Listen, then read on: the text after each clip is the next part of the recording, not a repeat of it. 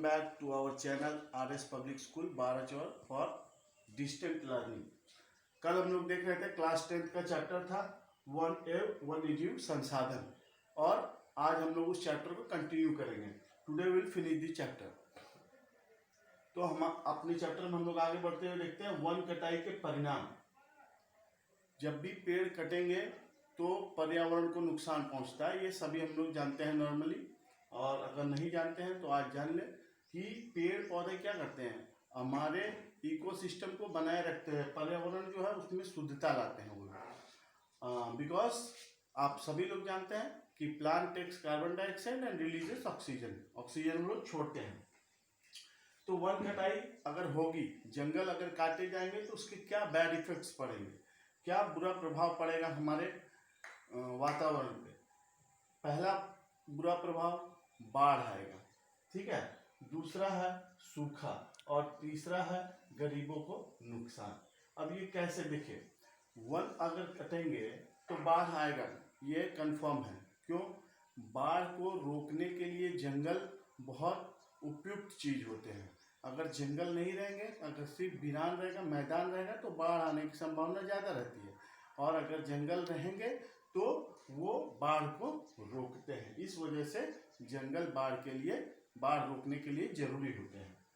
अब देखिए सूखा, अगर जंगल नहीं रहेगा ना, तो हम लोगों ने छोटे क्लासेस में पढ़ा है कि फॉरेस्ट अट्रैक्ट्स रेन, बारिश को अट्रैक्ट करते हैं, ठीक है। अगर आपके एरिया में जंगल नहीं रहेगा तो फिर बारिश को अट्रैक्ट नहीं करेगा और आपके क्षेत्र में सूखा पड़ सकता है। इस वजह से भी जंगल बहुत ही जरूरी है। तीसरा है गरीबों को नुकसान।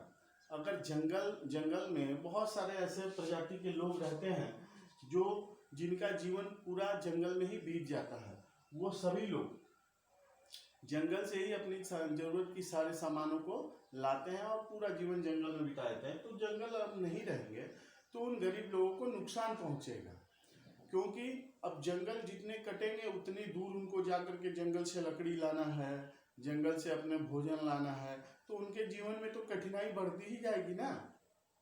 अब देखते हैं हम लोग भारत में वन और वन्य जीव संरक्षण, ये एक कानून बनाया गया जिसे आदमी जो है इंडिया का या फिर ऑल ओवर वर्ल्ड कि अपने फायदे के लिए कुछ भी करने के लिए तैयार है, ठीक है। छोटा छोटा बेनिफिट के लिए हम लोग बड़ा से बड़ा नुकसान कर देते हैं। तो भारत सरकार ने एक कानून बनाया, क्या बना? वन्य जीव संरक्षण।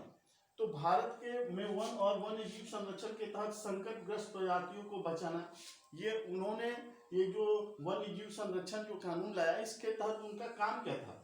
संकटग्रस्त प्रजातियों को बचाना, मीन्स वैसे जीव जंतुओं को बचाना या पेड़ पौधों को जो संकटग्रस्त है, जिनकी अंधाधुंध कटाई हो रही है, जिनका अंधाधुंध शिकार किया जाए। अब देखिए इसी कानून के तहत शिकार पर भी रोक लगा दिया गया कि आप जंगली जानवरों को मार नहीं सकते हैं। तो अगर मारते हैं तो आपको जुर्माना और सजा हो सकता है। आप लोगों ने रिसेंटली देखा होगा कि सलमान खान फंस गए थे चिंकारा हिरण का शिकार करने की वजह से। जीवों के व्यापार पर रोक, मीन्स बहुत सारे ऐसे जीव जंतु हैं जिनका बहुत डिमांड है, लोग उनको पालने के लिए या फिर खाने के लिए या फिर उनकी चमड़ी के लिए इस्तेमाल करते हैं, ठीक है। तो इस पे भी रोक, अगर आप पकड़े जाते हैं कछुआ के साथ, अगर आप पकड़े जाते हैं किसी भी जानवर की खाल के साथ, तो आपको जेल भी हो सकता है या जुर्माना लग सकती है। जैसा जुर्म रहेगा आपको वैसा आपको सजा मिलेगी। अब देखिए सरकार के राष्ट्रीय उद्यान और पशु विहार निर्माण, यहाँ पे निर्माण में थोड़ा सा गलती है। तो सरकार के राष्ट्रीय उद्यान, सरकार ने राष्ट्रीय उद्यान का मतलब जहाँ पे पेड़ पौधे और पशु विहार का मतलब होता है वैसे जगह जहाँ पे सिर्फ जंगली जानवर ही रहेंगे, ऐसा कुछ एरिया उन्होंने घोषित कर दिया था, ठीक है।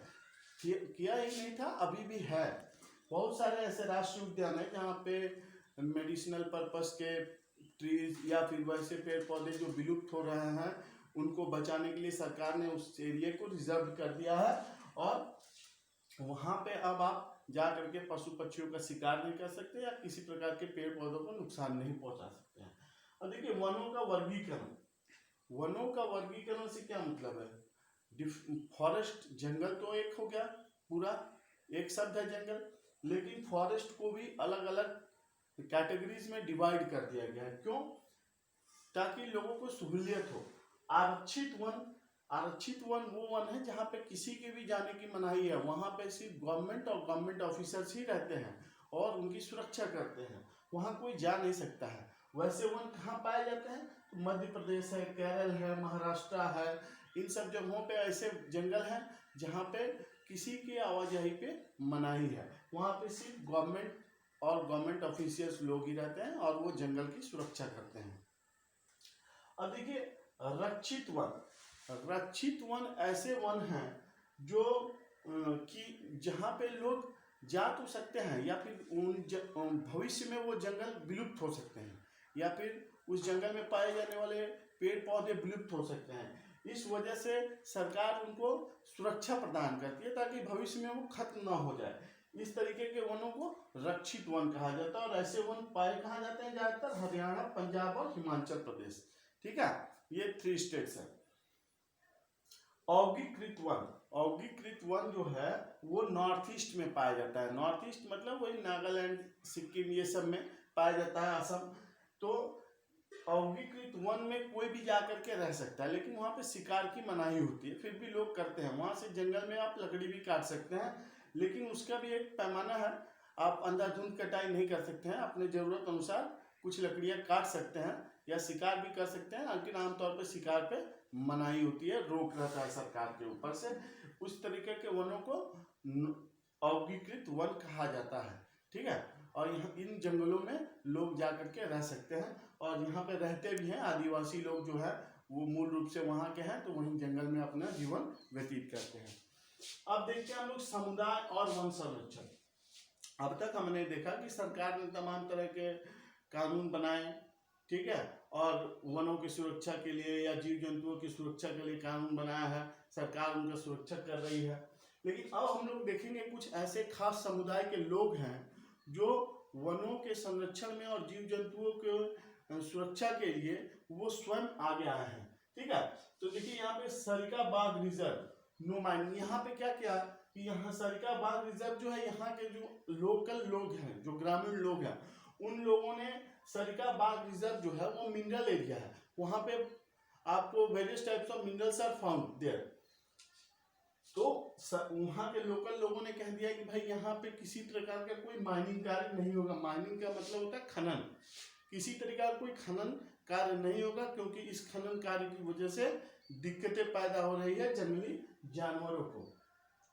और सरिका बाघ रिजर्व भी वो घोषित है। वो एक बाघ रिजर्व का मतलब समझ रहे हैं कि वो उस एरिया में बाघों के लिए सरकार ने उस एरिया को रिजर्व कर दिया है, वहां पे कोई भी बाघ का शिकार नहीं कर सकता है।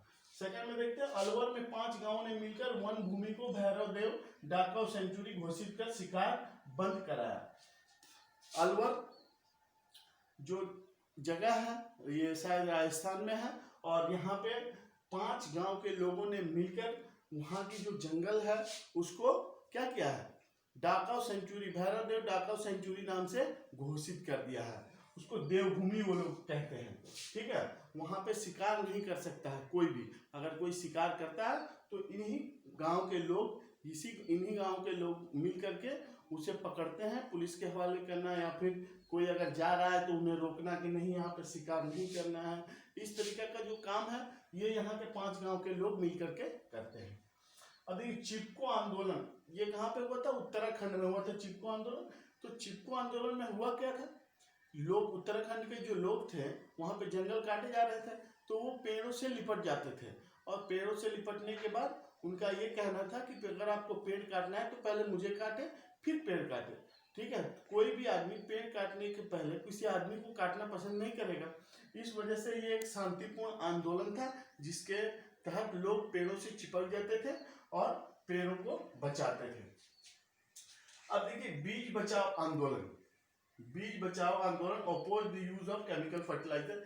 यहाँ पे बीज बचाओ आंदोलन में क्या हो रहा है, आमतौर पे हम लोग क्या कर रहे हैं, उन्नत किस्म के बीज अपने खेतों में लगा रहे हैं या पेड़ पौधों का नया नया वेराइटीज लगा रहे हैं, उनको केमिकल फर्टिलाइजर डाल रहे हैं ताकि वो जल्दी से जल्दी तैयार हो जाए। लेकिन बीज बचाओ आंदोलन के तहत जो ग्रामीण लोग थे उन लोगों ने क्या किया था, उन लोगों ने oppose the use of chemical fertiliser, उन्होंने कहा कि किसी भी प्रकार के रासायनिक खाद का प्रयोग हम लोग नहीं करेंगे, ठीक है, ताकि हमारा जो ब्रीड है, हमारा जो नस्ल है जो बीजों की, उसमें कोई बदलाव न होने पाए। और इस प्रकार उन्होंने अपने यहाँ जो देसी बीज हैं उनको बचाने का प्रयास किया। So we have finish this chapter 1L, वन्यजीव संसाधन, and in the next video we will deal with next topics. And if you like this video and if it is helpful for you in your studies, please like and subscribe our channel. Thank you.